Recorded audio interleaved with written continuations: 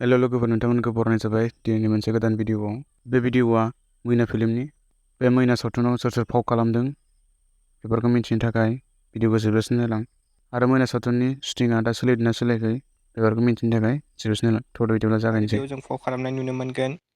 गाहायै मुंदांखा फावखुंग्रि मनालिसा हाज'वारी बिथांजों लोगोसे सुरजित देउरी बिथांखौ। बिसोरजों लोगोसेनो दांखोलोदो आरो बेबादिनो बर'नि माखासे फेस्ला फावखुंगुर आरो फावखुंग्रिफोरखौबो जों बे मुभियावहाय फाव खालामनाय नुनो मोनगोन लोगोफोर। आरो बे मुभिनि स्ट'रि आरो स्क्रिप्टआ जाहैबाय गोजोन बर' बिथां। ओमफ्राय लोगोफोर, बे मुभिनि प्रडिउसारा जाहैबाय कातिनाथ आरो क' प्रडिउसाराव दङ खोरोमदाव बिथां आरो डाइरेक्टेडखौ खालामदों गोजोन बर' बिथाङानो। ओमफ्राय लोगोफोर, बे मुभिनि शुटिंआ अलरेडि जागासिनो।